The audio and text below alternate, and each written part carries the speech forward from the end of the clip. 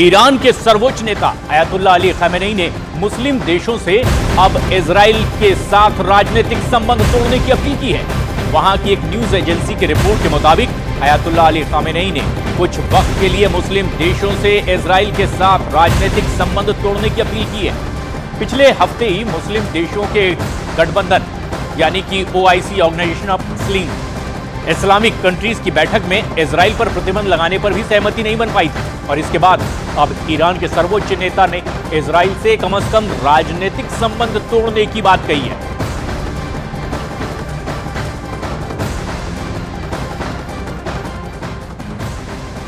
Iran के एक बड़े हथियार ने अब इजराइल के युद्ध में एंट्री कर ली है। नेतन्याहू को इस हथियार के बारे में जब से पता चला है, उनकी ही नहीं पूरी इजरायली सेना की नींद उड़ चुकी है और अब डर यह है कि ईरान ने अगर युद्ध में एंट्री कर ली तो फिर इजराइल खुद को कैसे बचा पाएगा।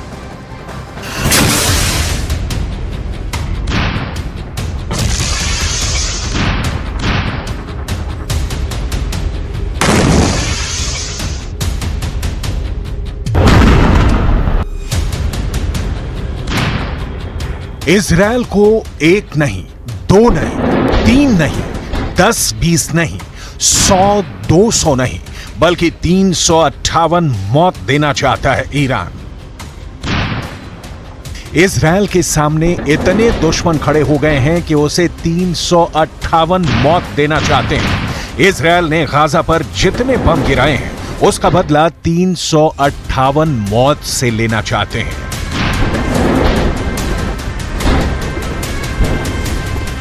358 मौत के क्या मायने हैं? 358 मौत का खौफ कितना ज्यादा है, यह इस वक्त इजराइल के चारों तरफ यमराज बनकर मंडरा रहा है। यहां हिजबुल्लाह भी है, ईरान भी है, हूथी भी है और अब इराक का वो मिलिशिया भी है जिसने अमेरिका का जीना मुश्किल कर दिया है। आखिर 358 मौत है क्या और इजराइल क्यों इससे घबराया हुआ है?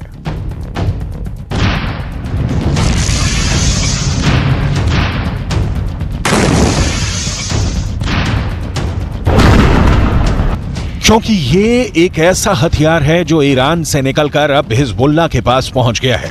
हूथी इसे लगातार फायर कर रहा है। 358 मौत की मिस्ट्री अब खुलकर सामने आ गई है। इसी मिसाइल से या कहें ड्रोन से हिजबुल्लाह ने इजराइल के बहुत बड़े सीक्रेट एजेंट को मार गिराया है।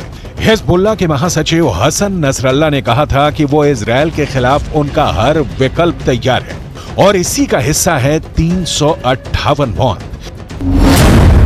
ये है जमीन से आसमानी टारगेट्स को खत्म करने वाली 358 मिसाइल और ये बांट रही हैं 358 मौत। हिजबुल्लाह ने इसी मंडराने वाली मिसाइल से इजराइल के बहुत ही खास ड्रोन हरमेस को मार गिराया। हरमेस 450 इजराइल का बहुत ही भरोसेमंद ड्रोन है जिससे एंटी टैंक मिसाइल फायर की जाती है।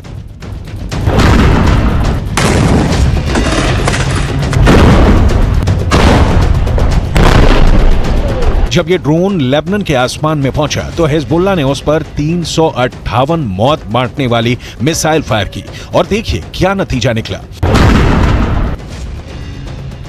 ये ईरान का वो हरफन मौला हथियार है जिसे ड्रोन भी कहा जाता है।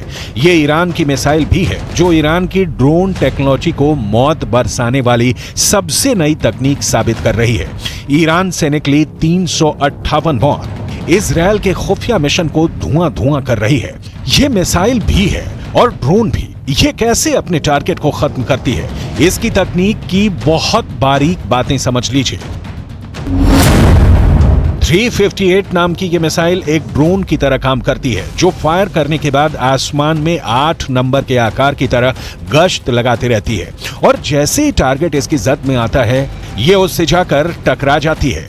358 मिसाइल में आगे की तरफ लगा इंफ्रारेड सेंसर इसे टारगेट की भनक देता है और फिर यह अपने निशाने की तरफ बढ़ जाती है। यह एक ड्रोन से तेज रफ्तार से चलती है जबकि एक मिसाइल के मुकाबले में इसकी स्पीड कम होती है।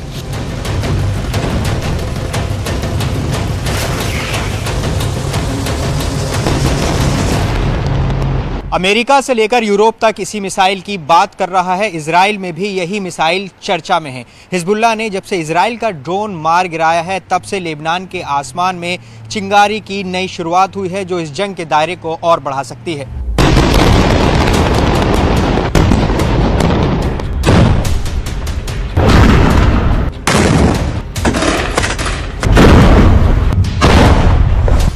इस बीच ईरान से एक नई तस्वीर वायरल हो रही है। ये है ईरान के सुप्रीम लीडर अली खामनेई की, जो ईरान के गाजा नाम के ड्रोन को देखने पहुंचे। इस ड्रोन को ईरान का सबसे पावरफुल लीडर क्यों देख रहा है, इस वक्त पूरी दुनिया में इसके मतलब निकाले जा रहे हैं।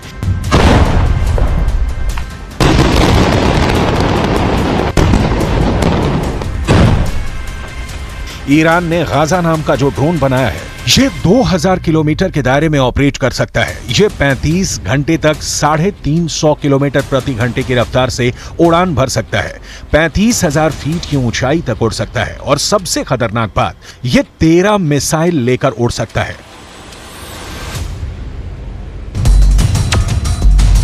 ठीक ऐसे ही अपने हथियार ईरान ने रूस को भी दिखाए थे, जब 19 सितंबर को रूस के रक्षा मंत्री सर्गेई शोइगु ने ईरान का दौरा किया था। यह दौरा बहुत सीक्रेट रखा गया। हालांकि जो तस्वीरें सामने आई उसमें यह साफ हो गया कि सर्गेई शोइगु ईरान की खास मिसाइल देखने तेहरान आए।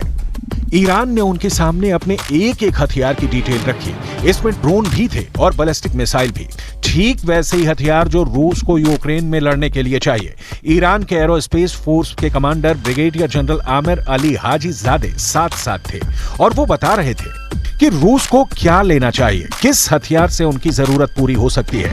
तब शोइगु ने 358 नाम के इस मिसाइल में बहुत दिलचस्पी दिखाई और ईरान के अफसरों ने भी बताया कि इस हथियार से वो यूक्रेन के ड्रोन और क्रूज मिसाइल को खत्म कर सकते हैं।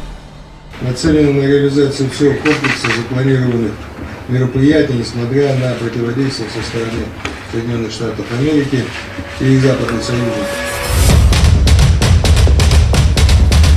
ऐसा हथियार जिसमें पुतिन को भी दिलचस्पी है, वो बहुत बड़ा कहर बरपा सकता है, इसमें कोई शक नहीं। 358 की रेंज अब ईरान से लेकर यूक्रेन और यूक्रेन से लेकर इजराइल तक हो गई है। ये बात साफ है कि 358 मौत वाकई इजराइल में मौत बांटने के लिए तैयार की गई है। जब से ईरान की मिसाइल का खतरा बढ़ा है तब से इजराइल की ड्रोन एक्टिविटी कम हो गई है। जाहिर है कि नेतन्याहू अब ये जानते हैं कि अगर हिजबुल्लाह को रोकना है तो सिर्फ ड्रोन से काम नहीं चलेगा, क्योंकि लेबनान के आसमान में 358 वाली मौत मंडरा रही है। इस वक्त पश्चिम एशिया में युद्ध की जो आग लगी हुई है, गाजा पर बमबारी के बीच हमास और इजराइल के बीच जिस तरह की टक्कर हो रही है, उसमें अब नया खतरा इजराइल और लेबनान का बॉर्डर भी है।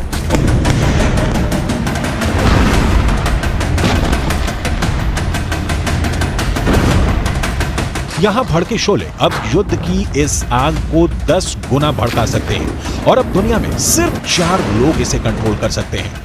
पहले हैं इजराइल के प्रधानमंत्री बेंजामिन नेतन्याहू, दूसरे हैं ईरान के राष्ट्रपति इब्राहिम रईसी, तीसरे हैं अमेरिका के राष्ट्रपति जो बाइडेन और चौथे हैं यूरोप से लेकर अमेरिका तक सबको हिला देने वाले रूस के राष्ट्रपति व्लादिमीर पुतिन। אנחנו ננצח. אנחנו לא נעצור עד לניצחון. אני עומד בקשר רצוף עם נשיא ארצות הברית ג'ו ביידן. אנחנו מאוד מעריכים את תמיכתו, את התמיכה של הממשל האמריקני, את התמיכה של העם האמריקני. लेकिन इस वक्त सबसे ज्यादा एक्टिव ईरान है। ईरान ने हिजबुल्लाह और यमन के हूथी विद्रोहियों तक इतने हथियार पहुंचा दिए हैं कि अगर इजराइल ने गाजा पर बमबारी नहीं रोकी तो हिजबुल्लाह और हूथी दोनों इजराइल पर बम बनकर फट सकते हैं। ये बात नेतन्याहू भी जानते हैं।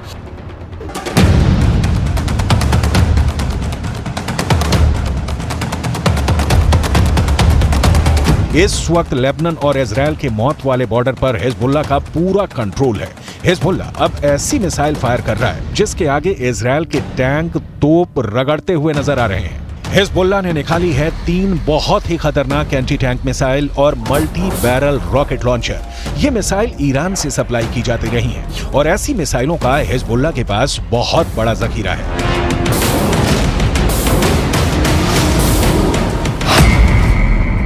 हिजबुल्लाह 3 तरह की एंटी टैंक गाइडेड मिसाइल इस्तेमाल कर रहा है। ये है कॉर्नेट, इसकी रेंज 5 किलोमीटर तक है। ये रूस की मिसाइल है, लेकिन अब ईरान इसका देसी वर्जन देहलाविया तैयार कर चुका है और ऐसी बहुत सी मिसाइल अब हिजबुल्लाह के पास है।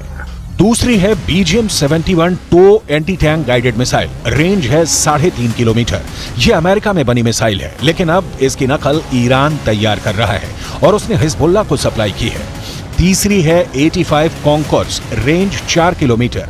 यह भी रूस ने बनाई है और अब ईरान में ये तोसान नाम से तैयार की जाती है। तीनों मिसाइल बहुत ही घातक हैं और जिस तरह से इन्होंने इजरायल के अड्डे उड़ाए हैं, उससे ये बात साबित हो जाती है हिजबुल्लाह का दावा कि उसका हर हमला इजरायल को मुंहतोड़ जवाब है।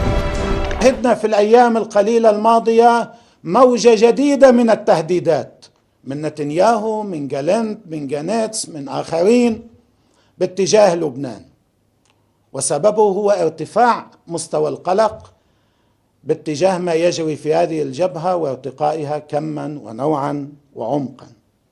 طبعا نحن سنستمر في هذا الموقف، في هذا الأداء.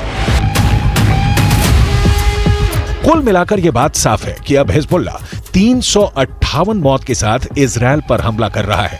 दक्षिण लेबनान और उत्तरी इजरायल के बीच जो बॉर्डर है, वहां तनाव बहुत ज्यादा है। कब कहां बम फटेगा, कहां धमाका होगा, ये या तो हिजबुल्लाह जानता है या फिर इजरायल की सेना।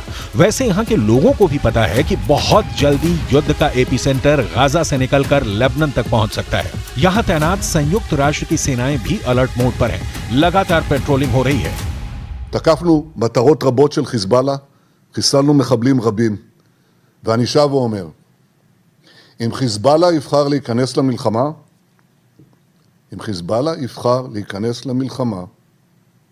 הוא יעשה את טעות חייו. इजरायल की सेना ने अपना गोला बारूद तैयार रखा हुआ है। तोपों से जो गोले फायर किए जाएंगे वो पहले से ही रेडी मोड में रखे गए हैं। इजरायल की रिजर्व फोर्स भी आसपास के इलाकों में तैनात है। हालात 2006 के बाद जैसे बनते हुए नजर आ रहे हैं और अब हिजबुल्लाह के हमलों के बाद सबकी नजर ईरान पर है।